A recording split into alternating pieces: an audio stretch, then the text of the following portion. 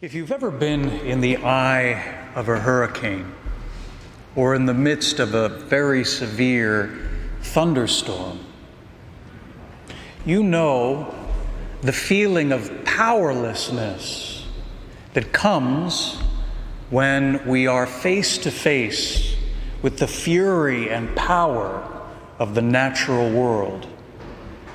In those moments, it's not hard to understand why ancient peoples believed that these forces of nature were expressions and manifestations of gods, often hostile.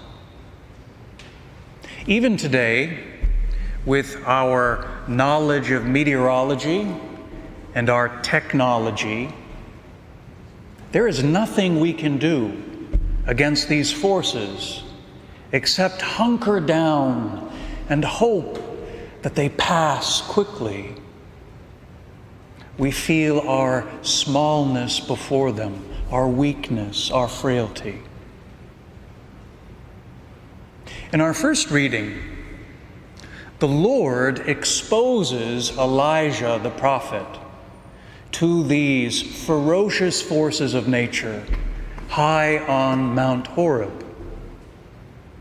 Elijah begins in a protected place, a cave, but the Lord calls him out and has him stand on the bare mountain top.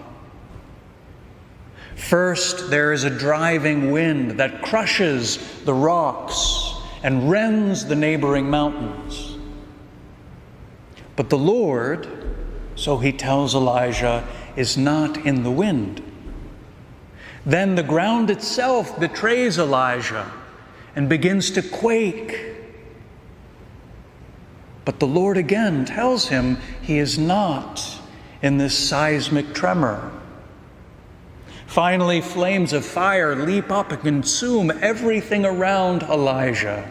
And again, the Lord tells him that he is not in the fire. Finally, there's a tiny whispering sound, and Elijah in faith recognizes that the Lord is there and covers his face.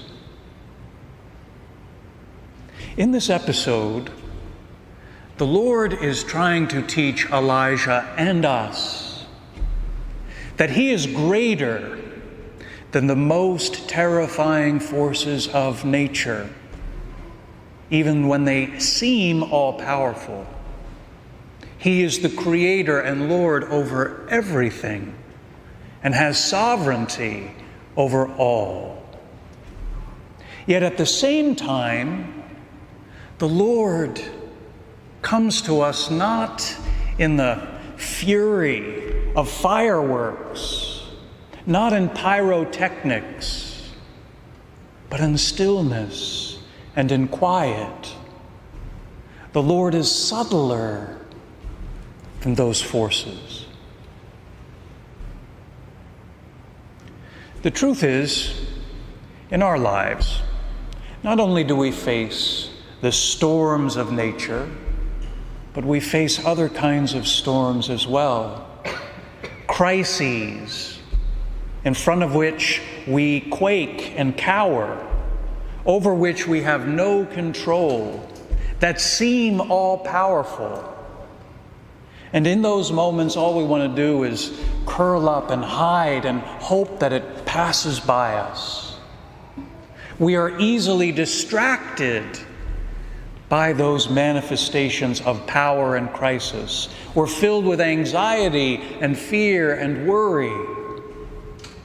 And all the while, our attention is fixed on the hustle and bustle, the loudness, the tremors, the fire, the crisis, the struggle, the sadness in our life.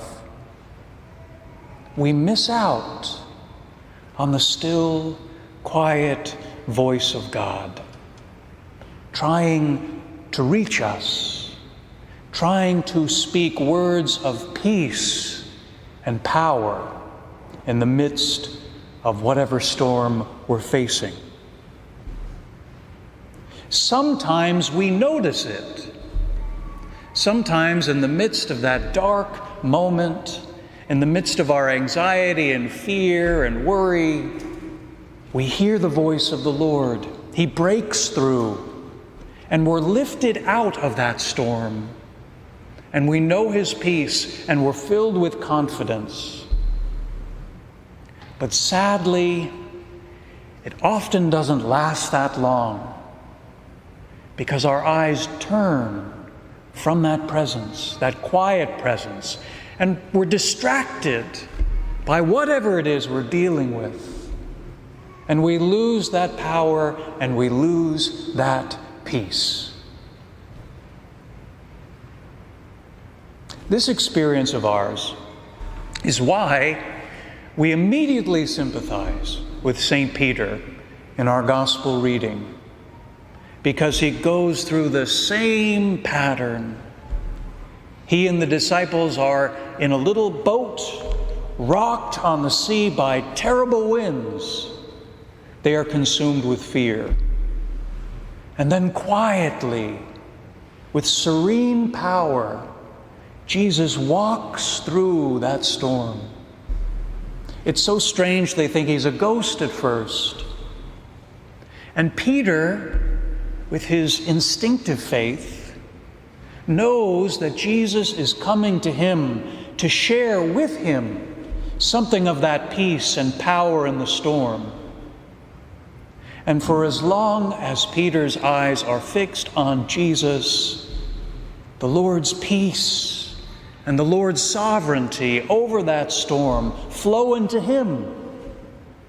And he too is able to walk on the waters.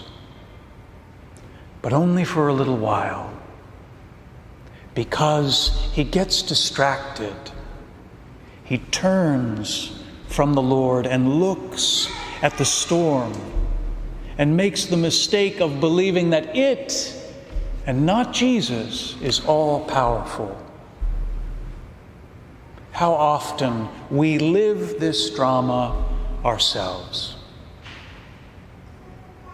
In every storm we face, in our personal lives, professional lives, family lives, whatever, Jesus walks toward us in that same peace and in that same power, in that same stillness that Elijah saw on Mount Horeb.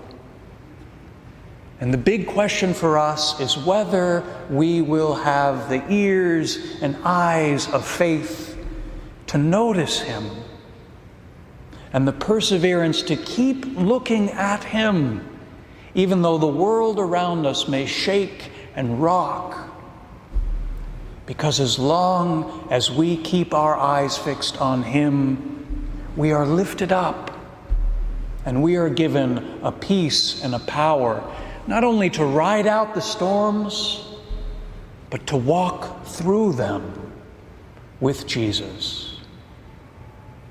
That's his desire for all of us this evening, in whatever storms we face. May we never take our eyes off him. May we always gaze upon him and know his power and his peace, even in the greatest storms of life.